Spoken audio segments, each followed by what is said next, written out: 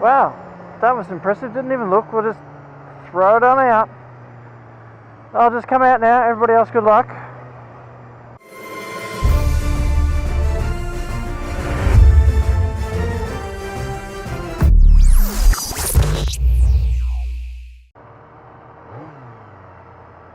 Well, I am back, but not in black. I'm on a blue bike.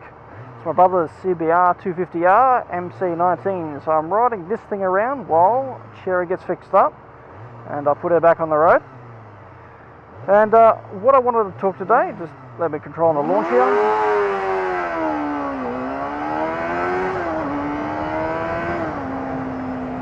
Sorry guys, the carbs are flooding on this, they need a bit of work. And once she starts to get a bit warm, it really starts to bog down after you release the clutch. So I just got to concentrate on my launches while I'm in the city. Got to launch like a legend. Anyway, what I wanted to talk about today was how much of a perishable skill riding is. After being off a bike for almost a year now, call it 10 months, really call it a year, I haven't had obviously the practice that I would usually have, you know, being on this machine every day of the week.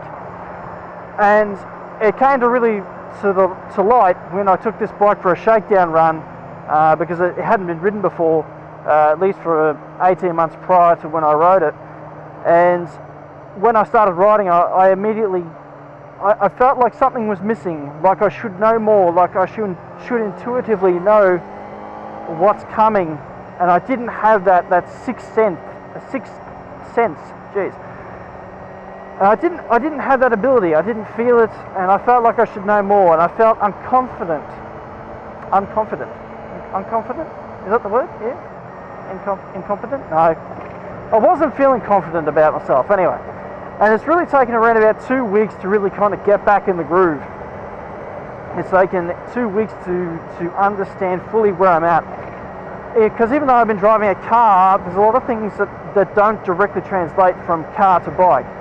I mean, obviously there is a certain amount of situational awareness that does translate, like knowing the signs of when someone's going to merge over into your lane, indicating or not, you know, what they're doing at that time, who's going to accelerate, who's going to brake, what the traffic's going to do, what so many things are happening around you, but at the same time there's that extra sensory perception of feel on the bike that you need to have to make sure that you're going to anticipate and, you know, be proactive and not so much as reactive on the bike. And such things like, you know, counter steering, stuff like that, my judgment on when and how much of a gap I was going to have when I'm lane splitting. I just didn't have that ability 2 weeks ago. Now it's starting to come back, and there we go. There's a bit of rust creeping in there.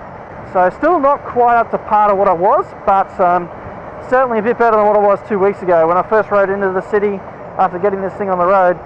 My heart was going a million miles an hour, and I sat at the traffic lights in the middle of Brisbane going, I've done this a million times before. Why am I so nervous? Why am I so wound up? And it was because I just didn't have that confidence of being on the bike every day of the living week like I was used to prior. So it's really taken 2 weeks to really get that back. So I got to say, if you've been off your bike a while now, if you've crashed it for some reason, it might be time to maybe think about getting it back on the road, because the longer you spend off of it, the more of a perished skill that you're going to have, and the less skill set you're going to have than what you had before you stopped riding. So it really is, riding is really a perishable skill.